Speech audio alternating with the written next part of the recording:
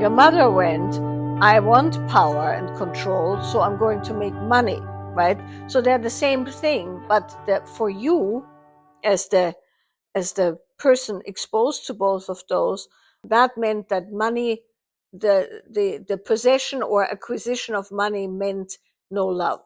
So what that means is you equate money with no love and love with no money. So that's an interesting thing, because you could say, okay, well, love and money are not related, really. Just for you, they're related.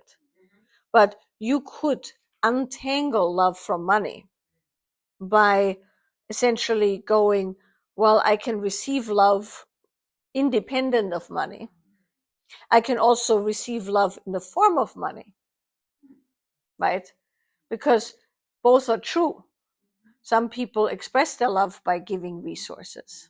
That's her love. But you go, well, she's not giving me love, she's giving me money. But for her, it's like, I worked my ass off so I can give you money, which is my love, right? So that's the interesting thing there. She is giving you love, but she's not giving you the love that you want, which is the love without the money.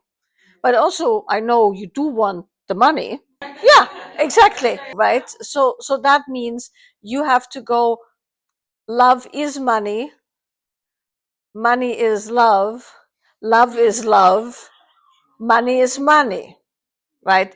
That's your job. Can you remember this?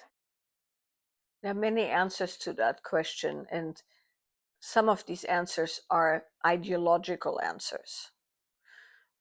Some of them are procedural answers, right? And so why I'm saying ideological answers is there's whole schools of thinking and belief, and people who pursue and also present those those schools of thinking and belief, that you can heal yourself. The danger is to say, well, if I just work hard enough, at some point I will be integrated, and then everything will be fine. So that's a kind of a belief system, or a ideological procedure. There's also the understanding that there'll always be shit as long as you're human, until you are enlightened or die or both, right? you know so if you believe in such things as enlightenment, so so there's those two things, right? There's the one that says work hard and you will succeed and you will be an integrated human being, and like the skies will part, the sun will shine, the angels are singing, and as you well know, tomorrow it's going to piss down again, right? It will rain like mad, because that's just how it goes. So but that's one thing. The other one is there'll always be stuff forever. You will have to deal with things. Now, in the middle somewhere is, let's say, the understanding that, like you were saying, the scared child or the unintegrated young part of you, however you want to phrase that, can be grown up. And that can be the case, right? We can grow up stunted parts of us.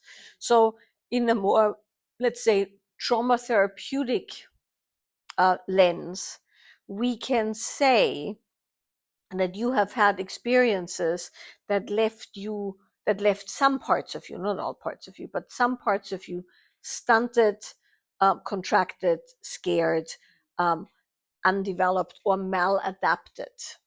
Right? And what I mean with maladapted is you learned behaviors that kept you safe and alive, but they're not behaviors that you want to bring forth, or forward into your life. So if you simply go, I'm basically okay as a human, right? I made it to adulthood. I'm loving to people. I have some friends. I do things that keep me in food and clothing, whatever, right? And so I've basically made it into adulthood, and I'm now a sovereign human making decisions for myself.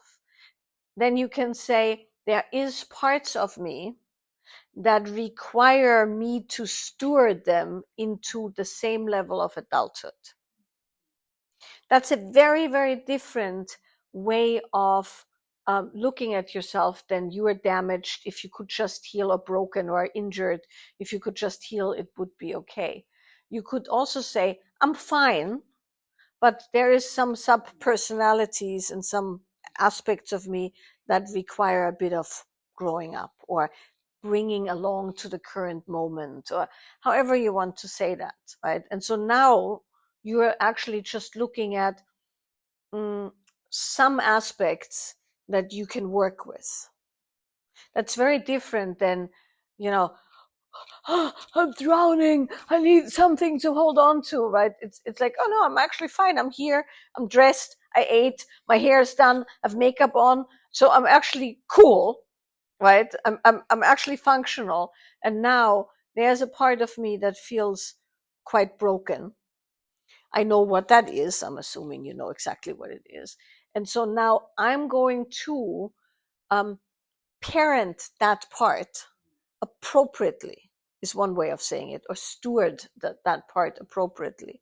And so you essentially grab a hold of those behaviors, and you don't indulge them, but you also don't berate them, right? You just go, oh, there it is again. Okay, listen up. We know what this is. You don't need to do this anymore. I'm the one in charge, meaning my adult part. I know what to do. Thanks for the warning, but we're not doing that. And so that's kind of the process of essentially integrating those parts by having a fairly firm hand on their behavior.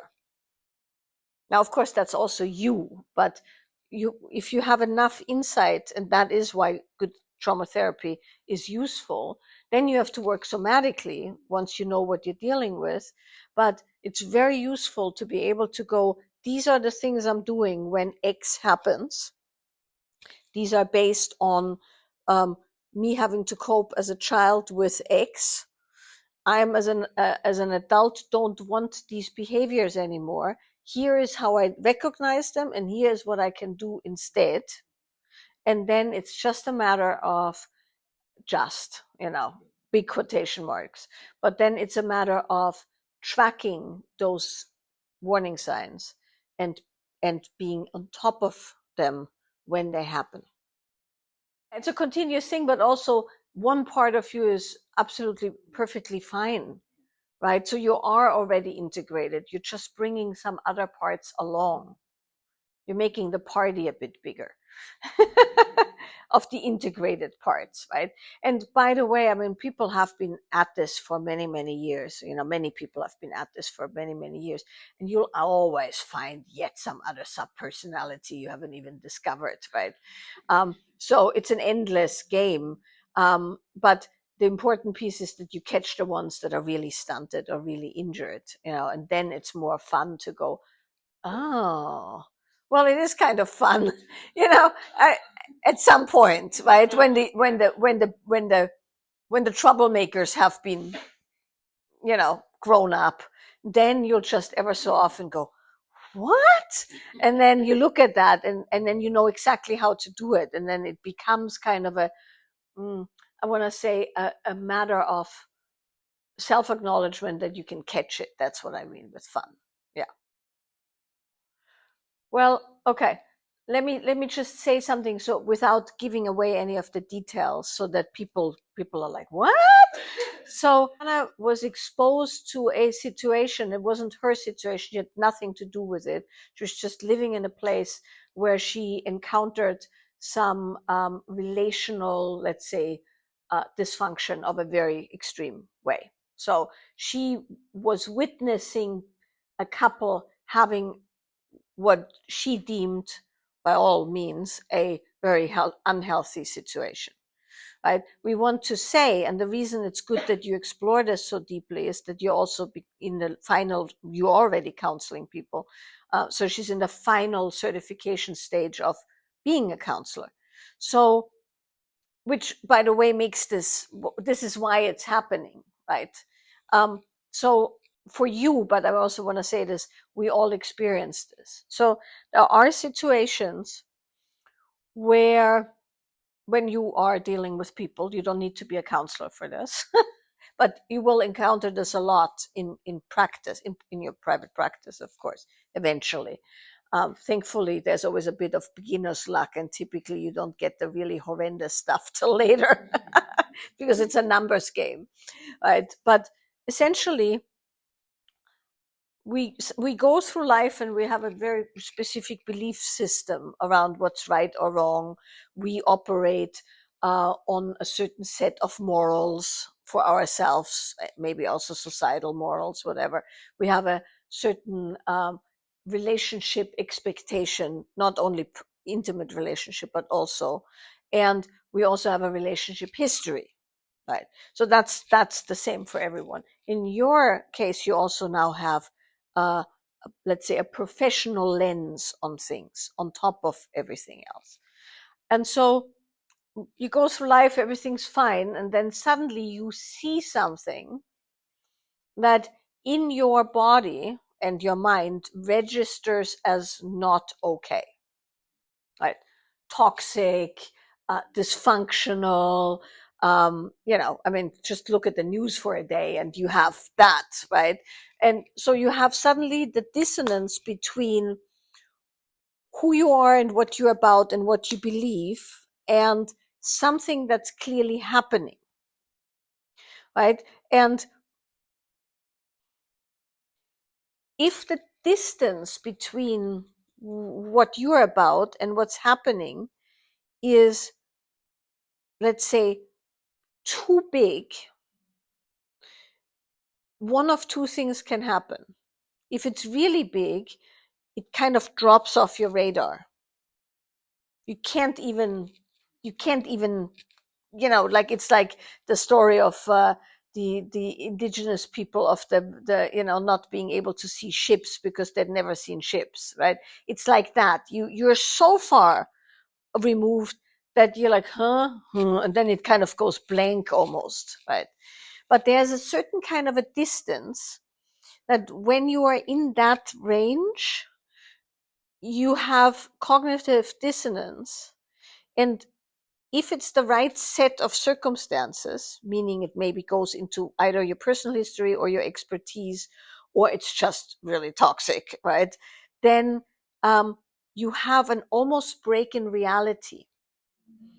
So what you felt is essentially the foothills of psychosis, not really, but you were on the very base camp of Mount Everest of psychosis, right? You haven't even approached the base camp yet, but you were on the way up to base camp, right, of psychosis, so to speak. And so what happens is you start pinging back and forth between what you see and what you, your set of values and beliefs, and that pinging, as you can feel right now, right, has a crazy making to it, because you're going, this is me, what's happening here, oh shit, no, maybe this is right, no, and so that can drive you quite mad, right? And so how people typically work with this, for the better and for the worse, is some people just go in denial, right? They're like, la, la, la, la, la, and then kind of move on from it or remove themselves. Some people buy into the thing and get involved in the drama, but some people do the pinging and suffer the cognitive dissonance. And that can be quite toxic in itself, depending on then how you're built.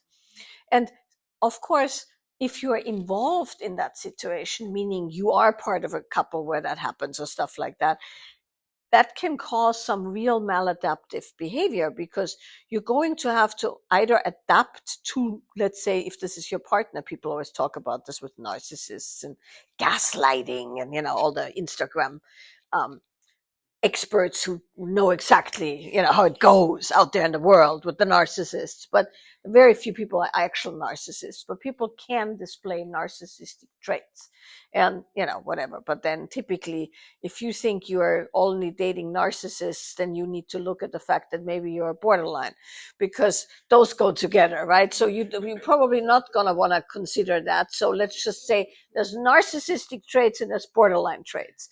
We all have them to varying degrees, meaning they're coping traits, but they're not full diagnosis. Let's just say that. But because I was talking about that, but when you're in the relationship, you will have to either believe the, let's say, gaslighting, the mild gaslighting, or you have to um, um, focus back on yourself and become sovereign and leave the situation, or you ping back and forth and go a bit crazy, which happens. And you see this probably with people coming into your practice, to a certain degree.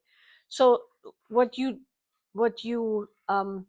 experienced was that massive cognitive gap between seeing something that you knew without a shred of a doubt was not okay, and them playing it out as if this is normal, right? Meaning them essentially just having that as a life. And that's very disturbing, because you're going, but wait, why is this? Why are you not saying anything? How do you not recognize this, right? And of course, then when you are dealing with this therapeutically, I'm sure you hear this in supervision, right?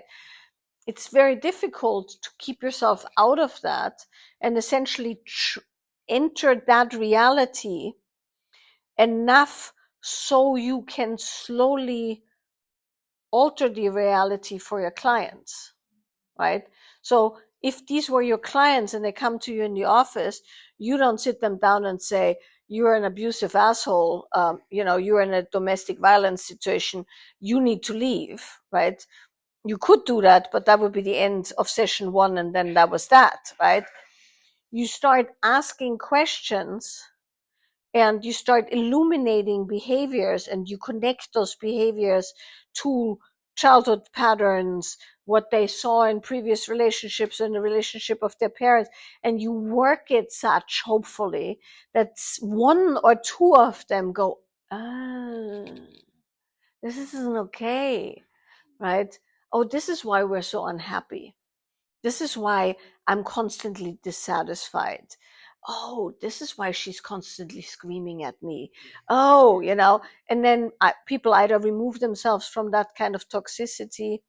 Very often, they just leave therapy and continue their patterns till somebody gets hurt in some way, because it's, these are self-perpetuating systems. But sometimes also people go get it and then make the right choices. And so I'm saying this all to say, what you experienced is the classic experience of somebody who essentially had a traumatic experience that thankfully you were able to extract yourself very quickly. But you essentially had a PTSD moment, right? Where, and that's why crying and shaking and talking with your friends and, feeling like you're going mad, because you had like essentially a post-traumatic event where you were out of a situation that you should have never been in, and it probably also connected to some stuff, right? So the key there is to go, okay, I am having a post-traumatic moment. I now need to apply all my post-traumatic tools, and maybe I need to talk to somebody, and really, which we're now doing, but I mean, we're not in a trauma therapy session, but but you can go, this is the event, this is what happened, this is how it connects to me, this is how it doesn't connect to me, this is where the cognitive dissonance happened. But then also it's very important to say, and I said this to you the other day, you did remove yourself as soon as you got aware of it, right? You left the situation, you didn't exacerbate the situation, you essentially removed yourself from harm. So that's really good. Tells us that you've learned your lessons, right? And so now you deal with the aftermath till it's sifted through, and then you take the knowledge into your counseling practice. Yeah. And that's the best case scenario. Yeah. And I was thinking about this after we talked about it. I think it's probably best to just move on, right? And in any way engage anything, because it's a post-traumatic event for you and you got out and it's not your business. Now, that would be different if, let's say, children were involved, or other circumstances were involved. Then you would have the both professional and human responsibility to intervene, but you're not responsible for people, two adults, and willingly engaging in a toxic relationship. It's different also if there's violence involved and stuff like that, right? Like physical violence. Emotional violence is as bad, but they always say that if women would be arrested for emotional abuse, there would be more women in jail than men, because emotional abuse can be equally as bad, right? But it's not valued as such, and you have no reporting duty, right? You have to essentially go, I almost got hit by the truck that these people were driving. I now need to remove myself, de-escalate, deal with the post-trauma, move on. Then you can always decide if you want to report the truck or not, but not right now. Yeah. And there are ethical concerns, and I want to say there are ethical concerns, but I know the background. So I'm saying this from the background of us having assessed, does she have a reporting need or not, right? And it's clearly not in the reporting domain, right? But it's still really horrible.